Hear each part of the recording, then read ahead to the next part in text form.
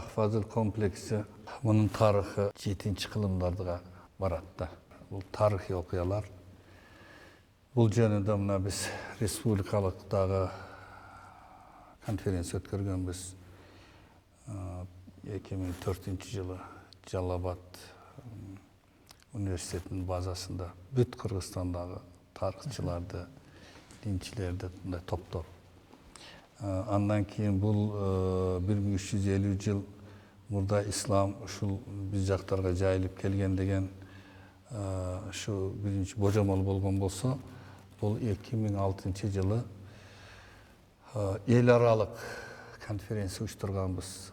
Rahmatlık Muratala Acı Cumanov'tun Hazreti Mufti bolup turgan kezgilinde. Bunu şol jerde dagı buna en bir körüntü historiklerden, tarihçilerden Cemal Karşı, anan negizgi oşol Mekke'deki tarih institutunun muğalimi Favvas degen insan oşol konferansiyada çıkıp aytты da okup atatçı nemesin. Azırkı Kırgızstan'ın teritoriyasında İspütbulan degen jerde 2772 İslam dinini taratkanlardan şehit bolgonundan haber var. Alların içinde sahabalar jana tabiinler bolgon. Alar Osman raziyallahu anh'ı tarafından jönötülgen dep buna el aralık konferansiyada Favazdın süylөгөнü men oşol nemege çıkkanda, tanapiske çıkkanda kelip surap şu bana berin şu dep daklatın algamın. Al bizi saktalıp durar. Ana şu nerselerinin bardığı murda yemi bir yerde negizden Kırgızlar, Özbekler, şunda bolgan Araplar dep жүрgөн bolsok, бұл же тарихи конференцияда материалдармен тастықталып атат да. Бұл өте бір чоң мындай бір біз үшін табылға десек те болады. Себебі Нарак Бирака мындай чукаганда ушул документтерди алып мындай тарихи окуя катары айтып келебиз. Эми бұл жерден барып İslam dinini tarqatуда bir epicentrге айланып қалғанда. Бор. Шул жерден башқа жақтарға тараған. Бұл жерде ондаған жылдар баяғы бірінші келген арабтар шул жерде отырықташқан, жашашқан. Бирок баяғы трагедиялық окуя кайра айтылып атат ал. 40 жылдан кейін Шах Фазыл келип туруп İslam dinin артқа қайтқыс қылып тұрып орнатылады. Мына біздің жанымызда бір далай марқұмдардан бұл аламдан өтіп кеткен шу тіреулерден Құран соғып үміт қылып тұрған үміткерлердің бейіт башына қойылған таштар тұрады. Мына номер 1 таш дейді мұнда. Әлбетте біз мұны сіз екеуіңіз шешмелей албайбыз. Бирок шу таштың орды жөнінде. Дегеле мындай таштар бұл айланада, бұл чөлкөмдө жоқ. Ama mola taşlarga kele turgan bolsak, bu жазууларга келе турган болсок, bizde болгон маалыматтар боюнча бул биринчи изилдөөлөр Кокон хандыгынын маалында башталган.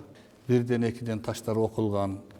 Андан кийинки маалыматтар боюнча мына Советтер Союзунун маалында мына Манастын күмбөзүн изилдеген академик Бартольд, академик Бернштамдар, профессор Веселовский, Засыпкин, ушуга окшогон мындай көрүнүктүү немелер, алымдар ушул жерде мына раскопка кылышып, ушул жерлерди изилдеп, өздөрүнүн эмгектерин жазышкан. Анда дагы биринчи серин десек болот, изилденген. 4-5 эми акыркы жолу мына 3-4 жыл болуп калды.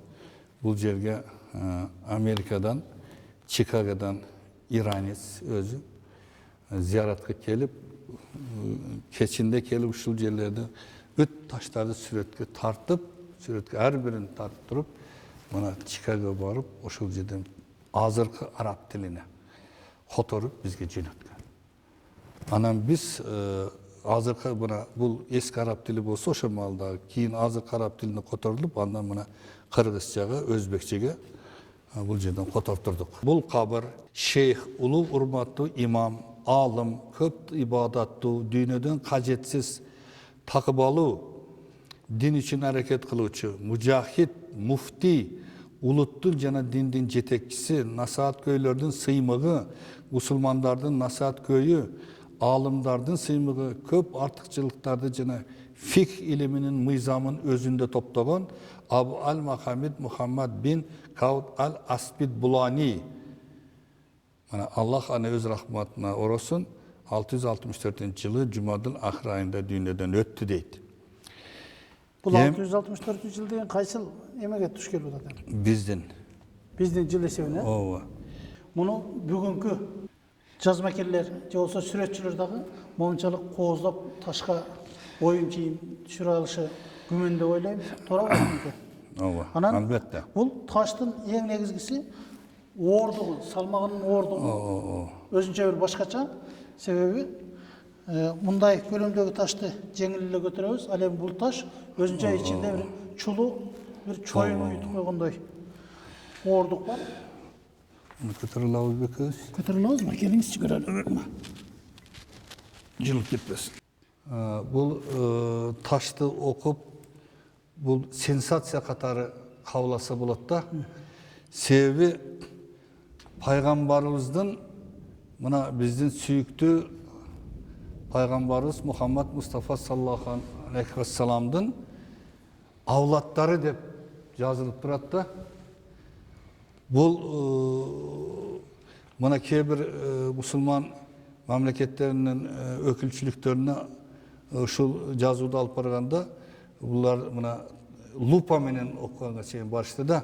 Bunu жазууларды? Ova buna bul жазуу mınday deydi. Şeyh, ulu urmatlı imam, köp artıkçılıklardan süyüktüsü, Allah'a jakın bolgondordun aldınqısı, Baktılılardan ulusu, ululuğu jana baktılılığı aşıp durgan Jalaluddin al-Muhaddis'tin kavırı deydi.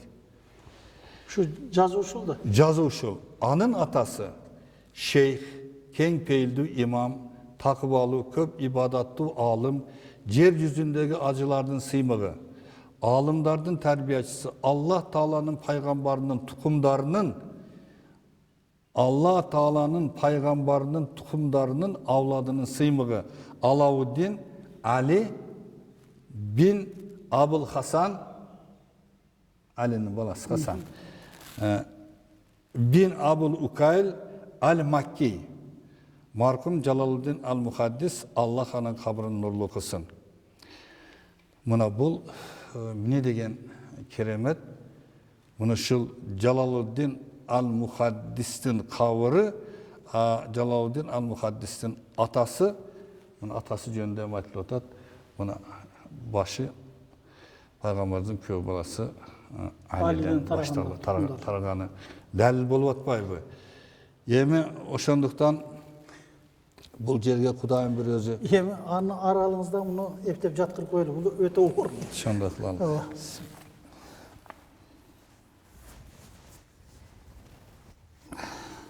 Mına, hurmatly telekördüçüler, sizler hazır bu жазууну biz ойлоп таап же болбосо bir кайсы бир жерден көчүрүп алган жокпуз. Муну ошо аалымдар өз жоопкерчилигин мойнуна алып, ташта жазылган жазууну тастыктап, ушуну ушул жерге миңдеген, миллиондогон бүгүнкү биздин замандаштарыбызга, эртеңки келечек муундарыбызга муну мурас катары, белги катары калтырып отурушат. Эми ушул жерде бир Эркин аке бир мыйзамды суроо болот да. Ушул таштар кайда катылган? Кантип табылган? Yemi bul İslam dürkürep önüge gösüp turgan muallar bolgan. Biri birdemege tiymek tügül, jakındagandan korkpan. Bir jaka alıp ketmek tügül. Keyinki malda mına Sovetler Soyuzu'nun malı kelgende, anan bomba jerlerdi körgende, özün bilesin köp nerse Leningrad'a alıp ketilgen. Bir kezlerde dini başkarmalık Taşkent'te olgun, Taşkent'e alıp ketilgen. Ona bu jerdegiler aytat, Namangan'a alıp ketişken. Anan keyinki mallarda bu kebriler üylerin için alıp ketken degen malumatlar var. Anan bu keyinki malda mına şol kalgan taşlar şul bolup atat. Biroq egerde bu jer жақшылап изилдене турган болсо, элде мындай таштардан көбү чыгат. Dağ köptü. Ооба, мындан көп баалуулуктар бар. Бул эми жанагындай мен айтып атам го, булар ислам дининин генералдары, ислам дининин генералиссимустары. Бул жерде ошол кезде бир өтө чоң бир өзүнчө борбор болуп турган, дини борбор болуп турган. Мына Шерали хан ушул жерден хан көтөрүлгөн. Полот хан ушул жерден хан көтөрүлгөн. Эми канча хандар, Кудайыр хан, акыркы хан катары канча жолу бул жерге зияратка келип турушкан. Мына 9 жолдун тому. Кыргыздын аттуу баштуу бийлеринин сөөгү жаткан жер. Ооба, канча мына байлар, бийлер ошо мына Fergana örüğünü айтпағанда, мына bizim Talas'tan bu, Köl'den bu, Narın'dan bu, ошол бай бийлери мурда бардык исламда болгондо. Мен көзүм өтсө палан жерге алып барып койгула деп, ушул сактыкпан жөнүндө аманаттын керезин айтып кеткен.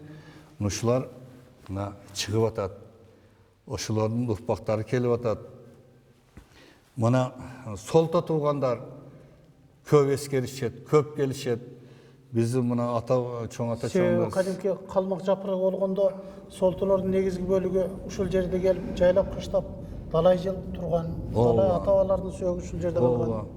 Bunda Cahil Batır'ın avtobiyografiyasında Safit Bulan öyle aytılıp atat, Safit Bulan'dan kelgen dep. Emi mına Erkin aka biz uşul Şahfazil atanın kümbözünün içinde turabız. Beregi men uqqan malumatlar boyunca bu Kupası da aytабыз bu üstünkü Gümbözdün üstünkü bölügünde uşul jerde Kufi жазуусундагы өтө чоң тамгылар болгон дейт. Өз кезегинде муну Албастыр менен шыбап койгон деген маалыматтар айтылып жүрөт. Бүгүнкү күндө мынтип урап талкаланып жазуулар, оюм чийимдердин бардыгы өчүп бараткан учурлар бар экен. Ушул боюнча эмне аракеттер жүрүп атат? Эми сиз бул Шахфазилдин muzey kompleksinin жүгін мойнуңузга алган инсан катары.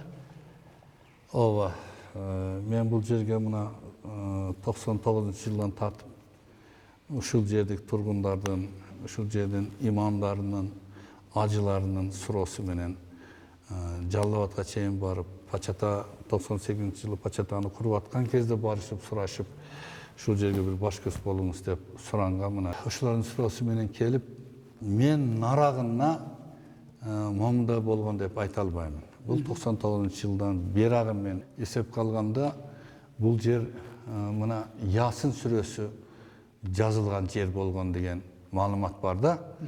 Мына ошонан бул ортоңку белдиктеги мына шу белдиктерге, мына ушуларды бирок кагаз жүзүндө булар сакталган.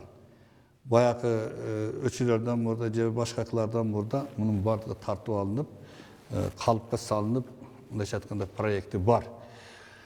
2003-жылы мен 1999-жылы келгенден тартып, мына биринчи болуп сентябрь айында 99-жылы ЮНЕСКОнун форумунда ушул жер боюнча эл аралык мына коомчулукка билдирүү жасадым.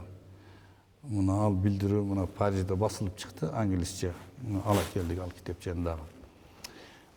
Эл аралык коомчулукка чыгардык. Ошондон 2003-жылы Госдепартамент деп коебузбу, Американын посольствосу $23,000 проект боюнча грант. Ооба. Эгер мурдарак кирсең бул жерге, муну 2003-жылга чейин кире турган болсоң, бери зактап калган, паңдап аткан, көгөрүп кеткен.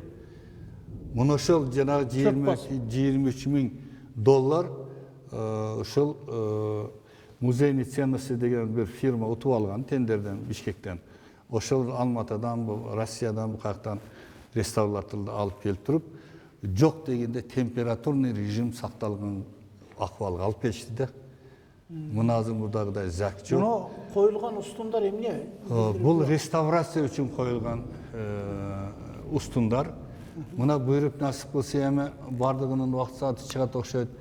Бул ичинен гана эмес, мына сыртынан дагы жарака кетип, канча мына жамгырлар канча иш кылып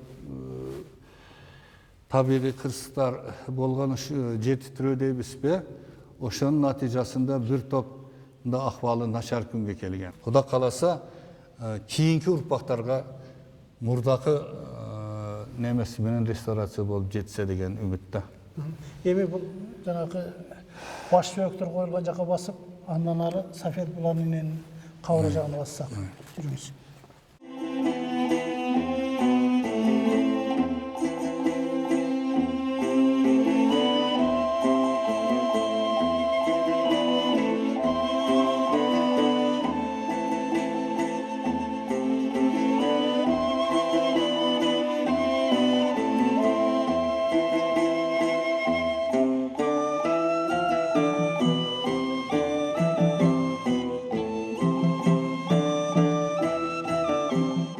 Азыркы сиздер көрүп турган жер ошол жума намаз учурунда баштары алынган 2772 шейиттин баштарын жууган Сафет булан кыздын мүрзөсү болуп эсептелинет. Бул жерге Сафет булан кыз күйөөгө чыкпай кайтыш болгондугу себептүү илгертен ата бабаларыбыз ырым кылышып, ушул Сафет булан кыздын мүрзөсүнө дагы жат эркектердин көзү түшпөсүн деген бир мааниде бул жакка киришпейт. Бул жакка ушул аялдар гана киришип, Сафет булан кыздын акысына Куран окушуп, ушул жерден өздөрүнүн кыздарын бактын сурашып, зыярат кылып кетишет. Сафет булан кыз уламыштар боюнча ошол 2772 баштарды жууп бүткөнгө чейин өзү кара тору кыз болгон Сафет булан агарып кетет экен. Ошондон кийин Сафет булан аталышын алып калган. Сафет сөзү фарси тилинде ак деген маанини билдирет.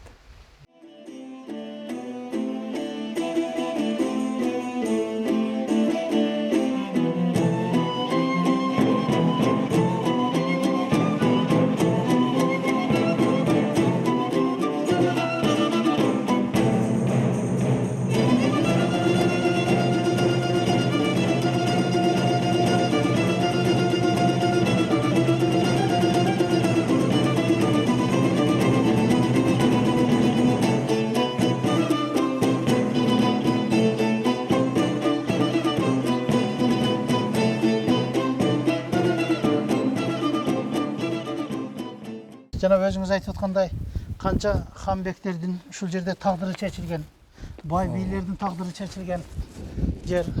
Эми ошол мезгилде ата бабаларыбыз деле жөн жеринен ушул жерге алып келип, бул хандыктын тагдырын, бийликтин тагдырын чечпесе керек, Ооба.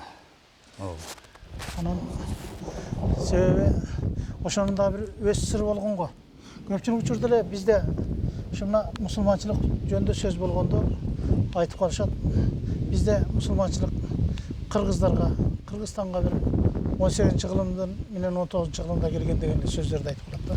Сиздин ошого өзүңүздүн пикириңиз кандай? Мен жана айттым го. Бул жөнүндө Кыргызстан боюнча жанакы тарыхчыларды, дин тарамагында иштегендерди топтоп 2004-жылы конференция өткөрдүк. Анын материалдары бар. Ошол жерде мына бул жерлерге 1350 жыл мурда дегенде ошо 6-кылымга барып, 7-кылымга барып такалып калып атпайбы? Бул жөнүндө тарыхый материалдар бар да. Андан кийинки мына Усман разияллаху анху деген бул пайгамбарыбыздан кийинки Абу-Бакир Сыдыктан кийин, Азирети Умардан кийин Азирети Усман болуп, 4 халифа болуп атпайбы?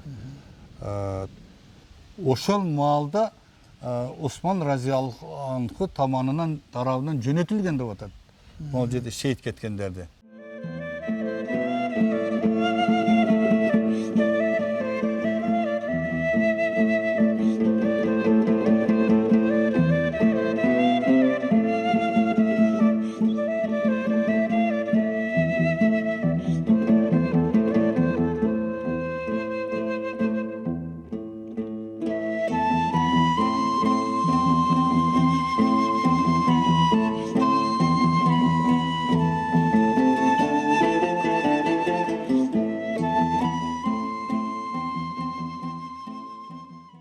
Азыр биз көрүп турган жер шейиттер кабыры деп, бул жерде жума намазы учурунда баштары алынган 2772 шейиттердин денелери көмүлгөн жер болуп эсептелинет.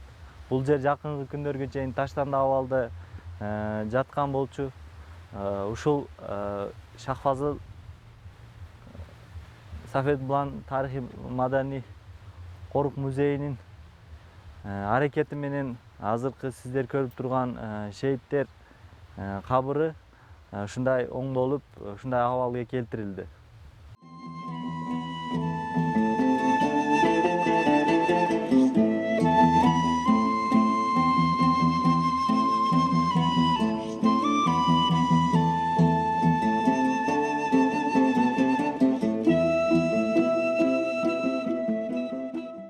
Жети 8 жыл болуп калды.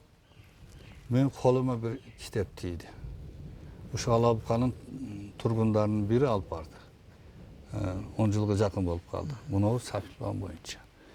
Жалаң ошо маалдагы немеде жазылган. Эликтин терисинен жасаптыр. Терisi. Ал менде турат. Ошону котортурдум. Ошону котортуруп көп мындай немелерге пайдаландык. Мындайча айтканда кол жазма тарых бар. 200 жыл мурда чыккан китеп экен. Анан экинчи жагынан карасаң, Канча беттик? бети азыр эсимде жок. Көлөмдүү китеп. Көлөмдүү китеп. Мен бир неме кылганда көрсөтөм. Ошол эски араб тилинде, чагатай тилинде иш кылып кайсы мен аларды ончо неме кыла албайт экен. Эми мына шейиттердин баш сөөгү коюлган жака бассак. Мына урматтуу көрүүчүлөр, мына бул жерде ушул жердеги ислам динин таратуучулардын баш сөөктөрү коюлган. Кыргын мечитте жума намазы убагында шейит болгон 2772 сахаба жана табийиндердин баштары көмүлгөн жер деп жазылган тарыхый эстелик белги деп айтабызбы? Же болбосо тарыхый өткөндөгү бир кейиштүү учурдун бир ирмеми катылган тарыхый жай деп айтсак жарашар. Эми мен айтайын дегеним муну 2772 деген бул сан, бул намаз, мына жума намазы убагында шахид болгон. Мечиттин ичинде шейит кеткендер, жалаң баш алынгандар. Жалаң баш алынып, мына жанагы кара ташта жуулуп, бирден бул баштар, марагын айтып эле коеюн, бул белгилүү, жуулуп бирден коюлган. Бирден. Бул ошо маалда саналып бирден коюлгандан кийин булар мечиттин гана ичинде шейит кеткендер. Келгенде маалымат бар да, 12 000 араб келген деген, 8 000 араб келген. Кеткенде жанагындай өтө аз болуп кетишкен. Эки тараптан бир 10 000ден ашык мен оюмча шейит кеткендер болгон да. Бул жер бир гана баш алынгандар, баш сөөгү коюлгандар.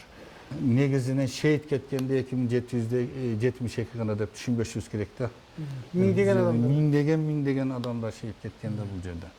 Эми ошол эле мезгилде намаздан кийин каршылык көрсөтүү болгондо, согушушкан. Албетте. Мына 1,5-2 суткага жакын согуш болгон мечиттен чыккандан кийин дагы.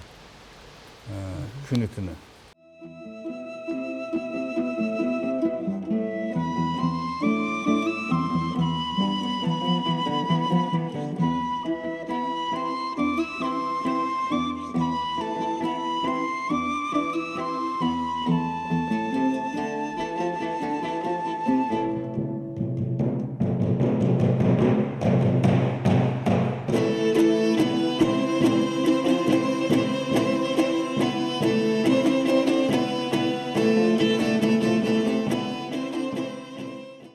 Азыркы биз көрүп турган бул эки мүрзө биздин аймактарга ислам динин таратуу максатында келген араб кошундарынын туусуну көтөрүп жүргөн хажы аламдар жана анын баласынын денеси коюлган жер болуп эсептелинет. Бул жерлер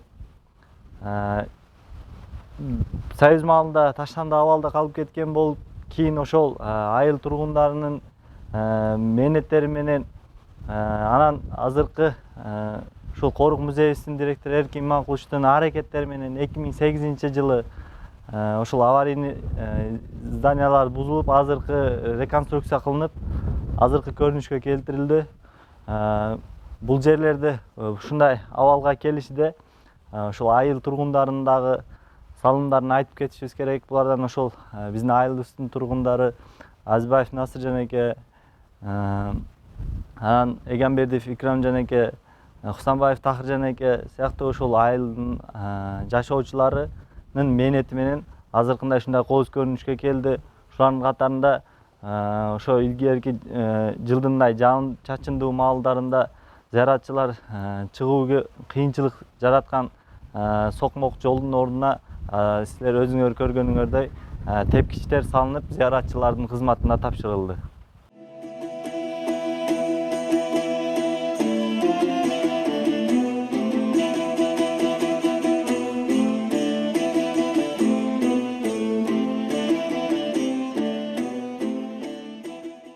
Азыр биз ушул Корук музейдин бир объекти болуп саналган камыр туруш таштын алдына турабыз.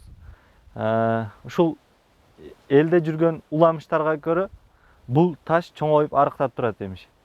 Эгер бир жыл жакшы келип, тынччылык, токчулук боло турган болсо, ошо элде жүргөн уламышка көрө бул таш чоңоет, көлөмү чоңоет экен. Эгер бир ачкачылык болуп, түшүм төмөндө бир жамандык көбөйсө, ошол уламыш боюнча таш арыктайт деген бир түшүнүк бар.